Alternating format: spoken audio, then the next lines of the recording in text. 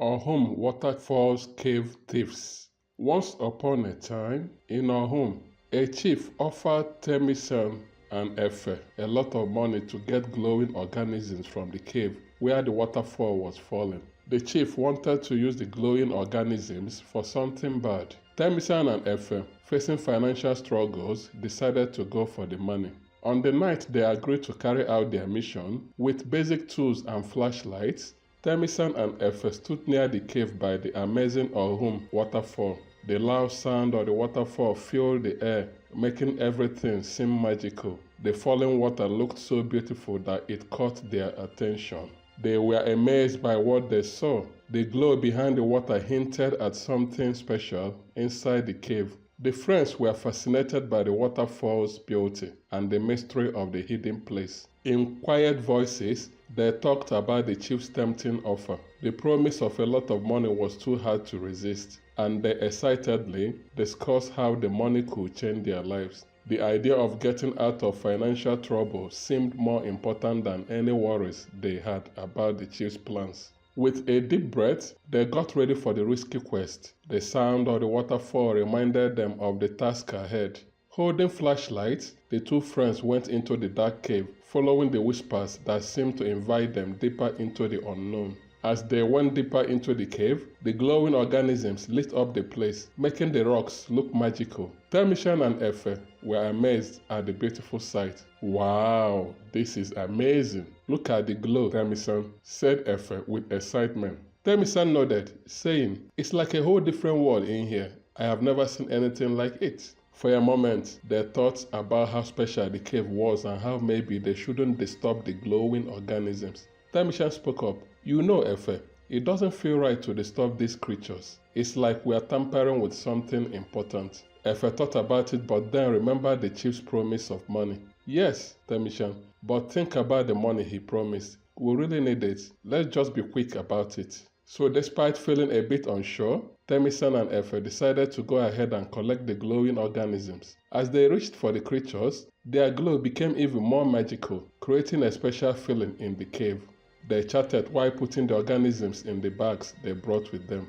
"This is worth a lot of money, Temisan. We can change our lives with this," Efe said, trying to reassure himself. "Yes, you are right, Efe.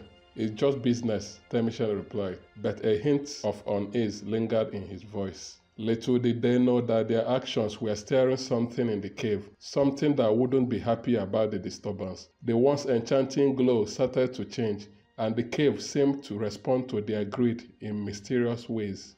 As Temisan and Efe were collecting the glowing organisms, a sudden cold wind blew, making their flashlights flicker and go out. Darkness surrounded them, and the only source of light became the glows from the organisms, and the once beautiful glow of the organisms started looking strange, creating weird shadows in the cave. "What just happened? Why did the light go out?" Temisan asked, his voice filled with worry. Efe, feeling the fear too, replied, "I don't know, Temisan. Something doesn't feel right. Did we do something wrong?" The cave seemed to echo with whispers, faint but eerie. "Did you hear that? What are those whispers?" Efe questioned, his eyes wide with fear. Temisan, trying to stay calm, said, "I don't know, Efe, but maybe we shouldn't have taken those organisms. Maybe we disturbed something important." As they spoke, the rocks in the cave started shaking, and the waterfall sound changed, roaring in a strange way. Fear gripped them, and Efe exclaimed, "This is not normal. We need to get out of here."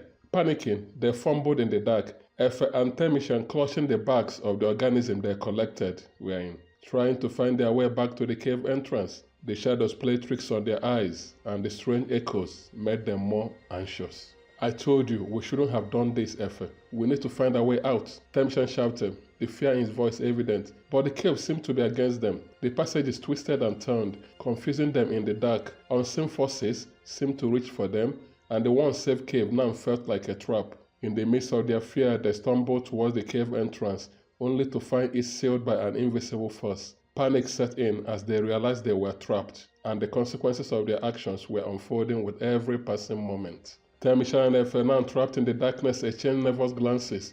The strange happenings in the cave intensified their fear. "I don't understand. What's going on?" Efe stammered, his voice filled with anxiety. Temisan, feeling a knot of fear in his stomach, replied, "I think we angered something in this cave. Maybe it's the guardian people talk about."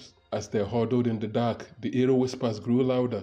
"We warned you," the whispers seemed to say, echoing through the cavern. The rocks beneath their feet trembled, and the once steady roar of the waterfall now sounded like an angry beast. Panic set in, and Temishan shouted, "We need to find another way out! We can't stay here!" Desperation fueled their movements as they stumbled through the labyrinthine passages. Unseen hands, cold and unsettling, seemed to grasp at their very souls. Fear hung in the air as they desperately looked for an escape from the anger they had unleashed from the protective spirits of the cave. In the midst of the confusion, Efe cried out, "I never should have taken that money from Chief, oh! What have we done?" Temishan, his own fear reflecting in his eyes, replied, "We need to find a way to make things right. Maybe if we returned what we took." But before they could finish their conversation, the glow of the glowing organisms dimmed, casting a gloom over the cave. As their terrified screams resonated through the cavern, the glow of the organisms continued to dim, and the cave suddenly became silent. The waterfall sound stopped. The eerie whispers faded away, leaving Temishan and Efe in darkness. Temishan, his voice trembling, said, "What just happened? Did we make it stop?" Efe, still crippled by fear, replied, "I don't know, Temishan, but the cave feels different now. We need to find a way out. Let's drop the glowing organisms in the bags. We shouldn't have taken them." They dropped the bags, and the organisms started to glow brightly. Let's get out of here," Temishan said with a trembling voice. In the darkness, they cautiously made their way through the winding passages. The cave, once alive with an otherworldly glow, now seemed to carry the weight of their actions. Suddenly, they discovered that they were back to the cave's entrance, and they found it no longer sealed by an invisible force. The waterfall, too, returned to its rhythmic, natural flow. The friends ran out into the daybreak. The sounds of the waterfall, now a soothing melody, echoed through the peaceful surroundings. Efe, still shaking, said, "I can't believe what we just went through. This place is powerful, Temishan. We should have never disturbed it, oh." Temishan, thinking the experience, nodded solemnly. "We learned a hard lesson tonight, Efe. Some things are meant to be left alone. Greed can lead to consequences we can't even imagine." As they walked away from the cave, Temishan and Efe, humbled by their experience, promised to never disturb nature again in their lives and never to greedily pursue money. They said to each other that they must work hard and decently to make any money they wanted to make. Thank you for joining us in this captivating story. Don't forget to subscribe for more tales with dark twists. Until next time, this is Scream Time TV.